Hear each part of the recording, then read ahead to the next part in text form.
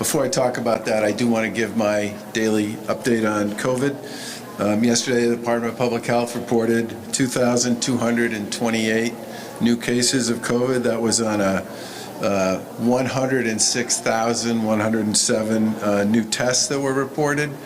A total of over 14.7 million tests have been done here in the Commonwealth and reported. Our hospital numbers, like our testing numbers, our positive test numbers, continue to fall. Yesterday, there were 1,223 individuals being treated in the hospital for COVID. That's down by a significant amount since the beginning of January, and there were 300 that were being treated in the ICU. We're clearly making significant progress in reducing the amount of COVID in our communities across the Commonwealth, and that obviously has had very positive impacts on our hospital and our healthcare system. We now have one of the 10 lowest COVID positive test rates in the country, and we continue to be a national leader in testing, even though we also have one of the lowest new daily case rates in the Northeast. Yesterday, the Commonwealth passed a major milestone with respect to COVID vaccinations. We went over 1 million doses of vaccines that have been administered to residents here since this program began at the end of December. We've surpassed the first benchmark that we set for phase 2 vaccinations, which was to be able to do 242,000 doses a week. We're actually number 9 in the country right now in terms of daily doses administered by state. We're rapidly making progress to continue to expand the Commonwealth's vaccine infrastructure, and we're now, as I said, a top 15 state for the percentage of first doses that have been administered. It's actually number 9. My remarks say top 15. I appreciate the decision you guys made to be a little conservative in that estimate. We've actually increased vaccine administration by over 50% over the last 10 days. We've added over 100,000 new appointments this week across our mass vaccination sites and our pharmacy sites, and there are currently over 170 vaccination sites across Massachusetts. And this week we also announced that 2 more mass vaccination sites will be opening by the end of the month. One will be in Natick and the other will be in Dartmouth. Our goal remains to get as many of our folks here in the Commonwealth vaccinated as efficiently and as safely as we possibly can. And we took extra care to prioritize vaccines for frontline healthcare workers when this process began, for first responders, and for many of our other most vulnerable residents, including people with developmental disabilities in congregate care settings, folks with mental health issues in congregate care settings, folks who work and are in our homeless shelters here in Massachusetts were also part of the first group that we worked with straight out of the gate. And obviously, we've been busy vaccinating both seniors and staff in long-term care facilities. We actually have, at this point in time, we've been 2 trips through our long-term care system. We're currently in the process of going through for the 3rd time. We vaccinated so far about 90% of the residents in our skilled nursing facilities in Massachusetts and about 70% of staff, which actually is significantly higher than the national average with respect to staff vaccinations. And we're really pleased given all the issues in long-term care and the special vulnerability for people in our skilled nursing facilities that we've managed to hit those kinds of numbers so far. In addition, we continue to make sure that we are making the vaccine that we do have available, and I can't stress how important it is for everybody to understand that federal supply is limited. We currently get somewhere between 103 and 106,000 new doses a week. That's not a heck of a lot more than we were getting a month ago. It's up very modestly since this program began at the end of December, but the long story short here is we probably have about 4 times the asks in from folks who are in a position to administer vaccine around the Commonwealth than we have available vaccine to distribute. And I've said several times that we We had assumed, based on a lot of the dialogue and the conversation that had taken place with the federal government and with others, that by the time we got to the end of February, there would be a really significant increase in the amount of vaccine that was available to be distributed. So far, that's not materialized, and I and every other governor in America continues on our weekly calls with the folks in D.C.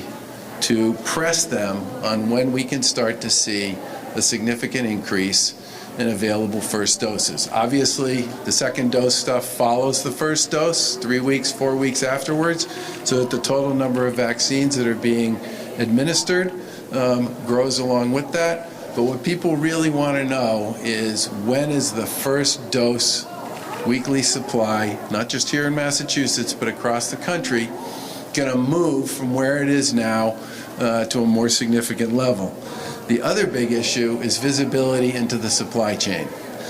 This is something that states talked a great deal to the feds about last year, and we continue to talk to them about this year. And what that means is, how many weeks in advance can we order supply so that we can start thinking about being strategic about how we make decisions about distribution. So far, it's still 1 week. We can only go out 1 week in terms of making orders and making decisions about how that vaccine is going to get distributed.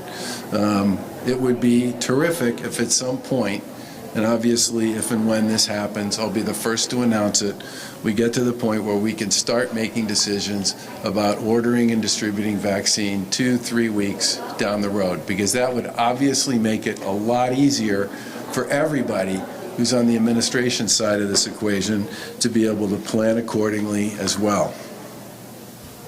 I do want to thank the team here at Curative for the work they've done with our administration and with the city and with the mall.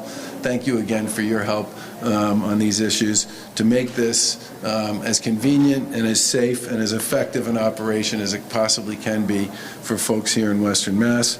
I also want to thank the folks who are here from the National Guard. I say all the time that I had plenty of opportunities to work with the National Guard over the time I've been in office. You know, you all may remember that 20 days after we took office, it snowed for 28 days in a row. It's been quite a 6 years. But the Guard was there doing all kinds of tasks all over the Commonwealth of Mass to help us dig out from that 28-day blizzard. And I still, to this day, you know, have visions of all those overhead shots of the National Guard literally shoveling out various rapid transit systems where the snow had just overwhelmed the tracks, and day after day backbreaking out there just shoveling out the tracks. They did tremendous work in terms of helping get people safely from place to place, medical appointments and all the rest, and with the tornadoes and the ice storms and the gas explosion in Merrimack Valley and so many other circumstances and situations over the past 6 years. The one thing I have learned about the National Guard is when you call, they come. And they are stars. They've been incredibly helpful in working with us on all of our long-term care strategies, which is a big part of the reason why we've had such a dramatic decline in both infections and deaths in long-term care facilities here in the Commonwealth of Mass. And they have stepped up once again to help us with the rollout of this particular program. And I hope you pass that along.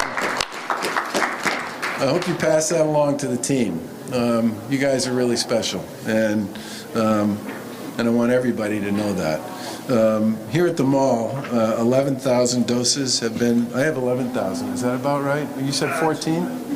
Right at 14,000 after today. All right. Once again, being conservative. Never want to overpromise. They currently have the capacity to do about 1,500 doses a day. And for people who are visiting the site, I just want to remind everybody to arrive for the appointments that they have, and they should wait in their cars until their appointment times. And I know how anxious people are to get their vaccine once they have an appointment. It'd be great if you came roughly around the time of your appointment.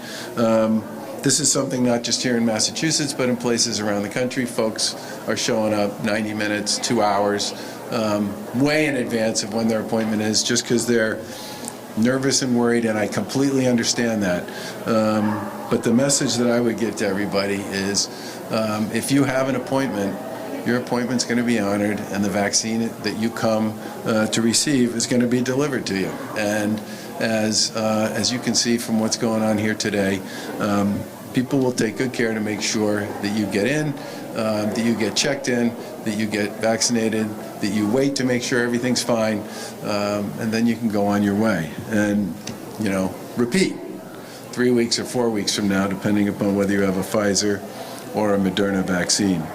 I also want to let everybody know that there are 4,000 openings currently here in Springfield, and another 9,000 openings that are available at CVS health stores around the region this morning.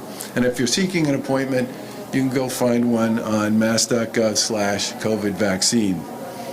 I also want to just say a quick word about the companion program that we announced last week. Or was that this week? That was this week. I've been saying since COVID began that every day sort of feels like about a month. We announced that companions for individuals who are 75 years or older would be able to get a vaccine at a mass vaccination site if they came with them. We put that policy in place for one reason and one reason only: to help provide support to seniors who might feel uncomfortable going to a mass vaccination site alone. The policy's been supported by many senior advocacy and support organizations like Mass Senior Care and the Massachusetts Councils on Aging, as a way to help more of our most vulnerable citizens get vaccinated. Seniors should only enlist a trusted companion to do this, like an adult child or a spouse or a neighbor, to bring you to your appointment. We have heard disturbing reports in some cases of people trying to take advantage of this program and offering to pay seniors so that they can take them to appointments. That obviously is unacceptable and completely inconsistent with what we're trying to do here. Seniors, if you do get a call from someone who's offering to take you to a site, you really ought to report that to authorities. I also just want to close by saying the 211 number we set up for vaccine scheduling as a resource tool for seniors who are 75 years and older, who can't access an appointment using a computer, has turned out to be pretty effective. Beginning today, because of the effectiveness of that program and the popularity of it, we're extending the hours to include weeknights and weekends. The new hours will be Monday through Thursday from 8:30 a.m. to 8 p.m. and Friday through Sunday from 8:30 a.m. to 5 p.m. I just want to remind people, this is supposed to be for people who are 75 years old or older.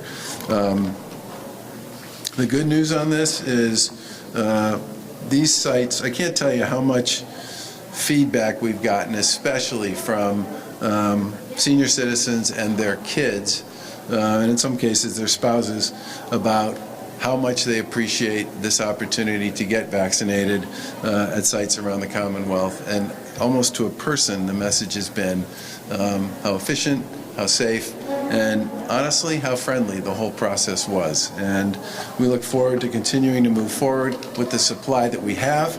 We hope and anticipate that at some point the feds change that number, because at this point we have far more capacity to deliver vaccine than we have available vaccine.